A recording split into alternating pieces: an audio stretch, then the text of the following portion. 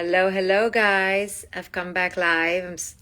Trying to do a book club here, but I had bad sound initially. So we are talking about concepts from my book, Radical Awakening. This is book club number 48. So I was talking about this idea about letting go. The reason we have a hard time letting go is because we are deeply identified, deeply attached to who it is we are in that relationship. And because we are attached, we are an ego. We are an ego which then leads to possession and control. So I was saying that when I first bought my first house, as I walked into the four walls and saw this gorgeous form of this house, I knew not to identify as this home owner, not to identify as the dweller of this home. This is just an abode. It's just a temporary shelter. And I told myself, do not attach to this home. And eventually then when I divorced and I had to leave the home, I was able to better let go because I wasn't attached to it in form in the first place. When my daughter Maya was born, I named her Maya for a reason. Maya means illusion, to remind me that she is not mine. Ownership and control doesn't exist with another human being. She does not belong to me. She came through me, as Khalil Gibran says. So the reason we don't let go of betrayals, friendships, relationships, things, objects, memories, is not so much because of that thing or because of that relationship or because of that betrayal. It is because of who we were in that relationship that we can't let go of. So if we were a husband and now we're no longer the husband, it's not so much that we're missing the wife or the other partner that is the issue. It's because we so identified as the husband. So with that comes ownership and control. We're talking about concepts in a radical awakening. So ownership and control come from our egoic attachment to our identity in any relationship. Relationship to our house, relationship to our face, relationship to our youth, to anything. And once we are identified, we will suffer. And we will have ego of ownership and possession and control. And then letting go becomes very painful. So one of the most powerful Eastern spiritual traditions and principles is letting go. Letting go. Letting go. So hard. Yes? The other day I was with my client who was handling a situation where there was a new woman with her young children, her little boys. And she couldn't handle the new relationship, her ex's new relationship with her little sons. And she was bawling because it brought up all her own insecurities of when she was little and feeling unloved. So at the end of the day, we can't let go of our ego of ownership and control because ultimately at the bottom of it, we're so afraid of being unworthy, of being unlovable, of being alone. So tell Tanya says, wow, I am a widow. Are you saying I'm missing my position more than I'm missing my spouse? I'm not saying you're not missing your spouse. Of course, you're missing the connection, the relationship. But as much as you're missing your spouse, I can tell you that there is some element of you missing yourself being with your spouse. You're missing that part of you. You're attached to who you were in that. Because if we're just missing the other, then we have to understand that if they've moved on in terms of relationships, or they chose to betray you, or they died, each one of those is their journey. And if we truly love them, even if they hurt us, we have to let them go because they are executing their consciousness in that moment in time. So Sava Savage Dream says, I didn't go to the funeral and the lack of closure is hurting. But I'm here to invite you that, yes, it's hard to not have the closure, but the closure is only in form. You could go for 10 funerals and never close, because the true letting go occurs on the inside. So I'm just here to offer you relief that the true closure is always on the inside. It's not on the outside. So yes, you can want to have a ceremony. Again, I've lost sound? Did I lose sound again?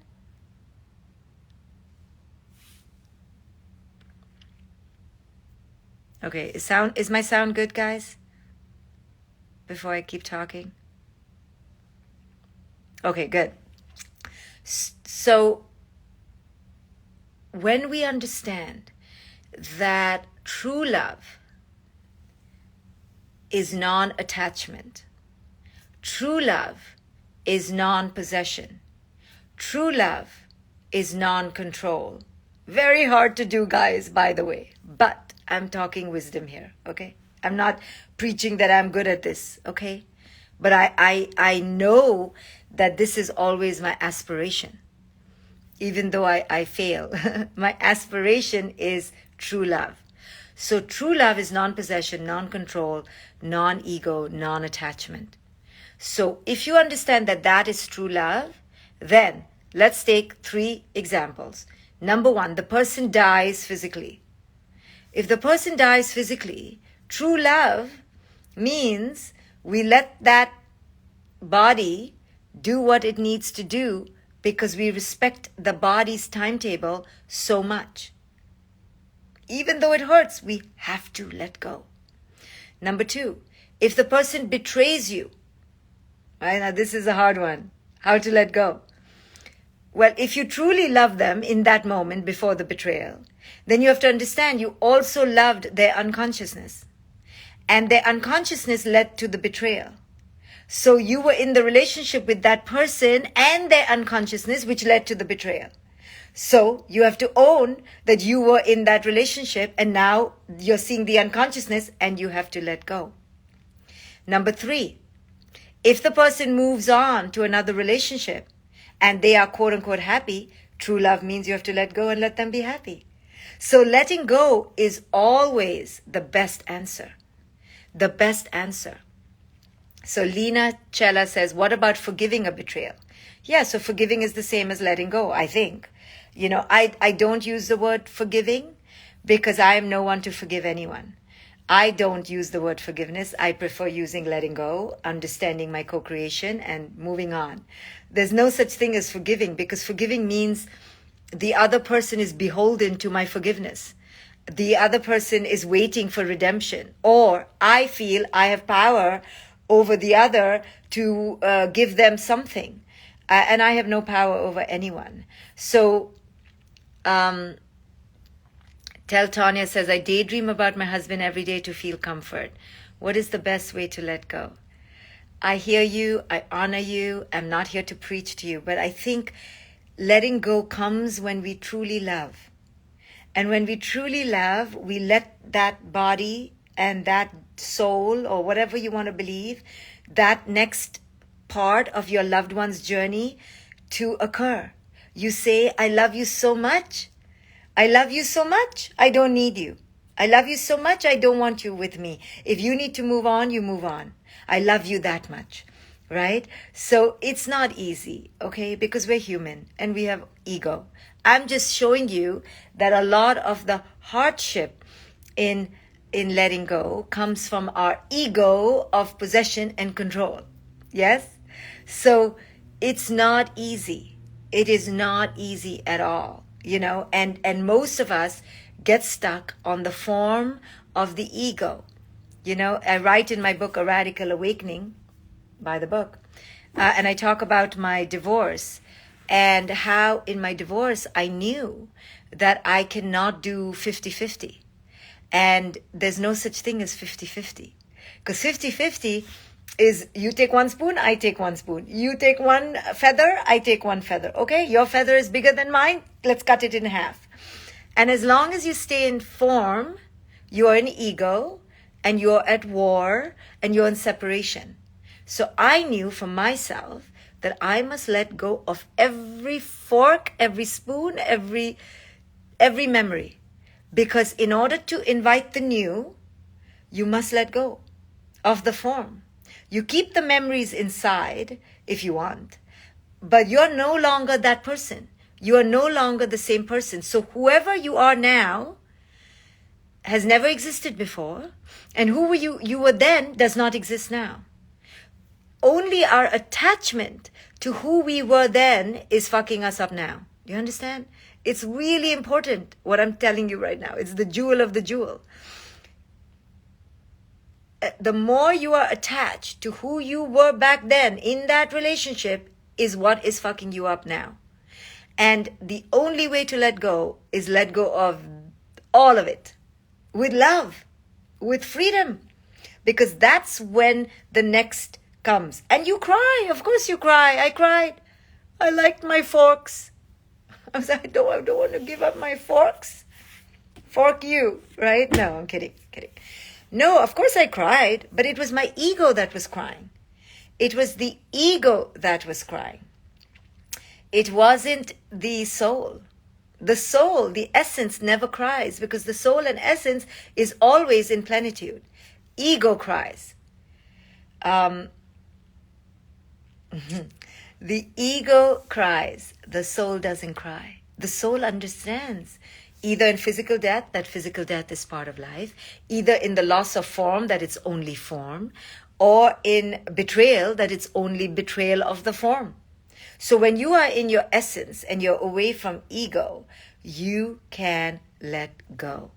So most of our problems occur because we are attached to who we were and what it was and what it should have been back then. And this is the mindfuck, guys. It is a mindfuck, okay? So if you want to live by the highest principle, when I was in my 20s, the only thing I lived by was let it go, let it go, let it go. The first thing is let it go. Let it go. Whatever it is you're attached to, ask yourself, what am I attached to? What do I need right now? And you will see it's your ego, it's possession, it's control. It is so hard to let go. But the only way in life is to separate from what we thought it should be. A Radical Awakening, this entire book teaches you how to let go of your attachment to others, how to let go of your need for others, your dependency on others, and how to rise into yourself. If the you of the past is no longer you, then there is no such thing as you because it changes each moment. Yes! I was reading a comment. You got it. If the you of the past is no longer here and the you of the here is going to change in the next moment, there is no you. And if there is no you, there is no attachment. And the moment you get this is the Buddhist principle of no self called anatta, no self. The minute you understand you are only arising and falling in the moment, in the moment, in the moment. Now with your kids, somebody is asking what to do with kids. Now kids is a little bit of a problem. Kids are a problem. I'll tell you why. Because in this form-based world, we have to take care of the damn kids. Okay, so we have to be like present and attached in a way. So it's a different attachment because we have to take care. But we do not own their soul. We have to take care, but we do not own their soul. We take care of their body, but we do not own their soul.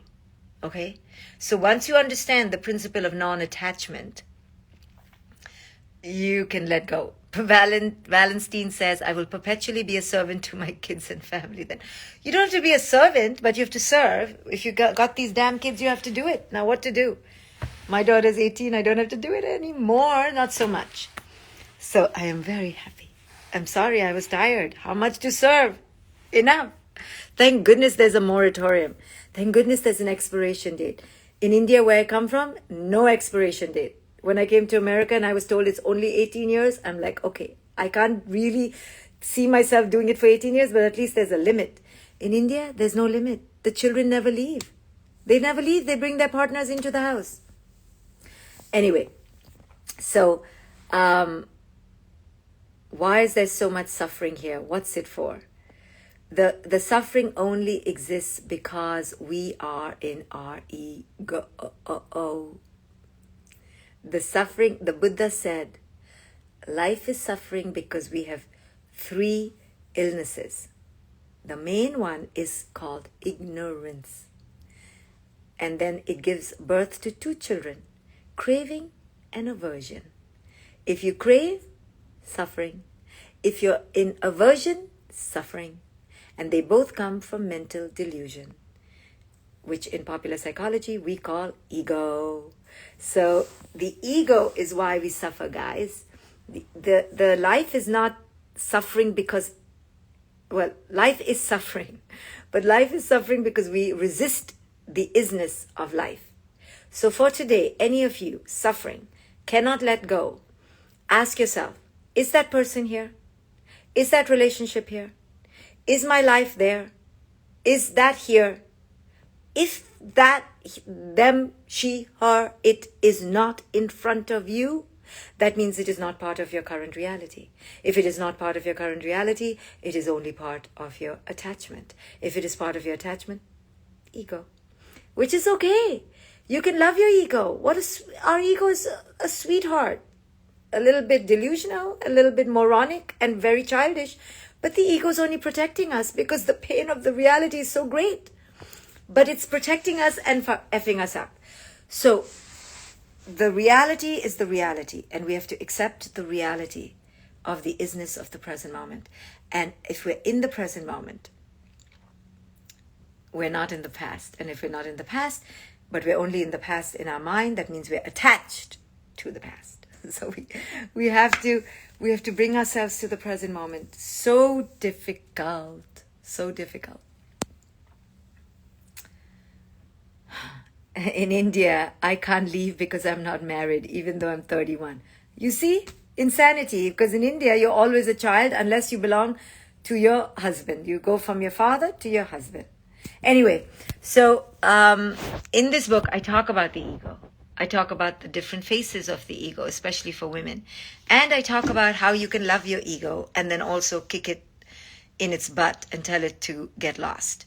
So you have to love it and tell it to F off, lovingly.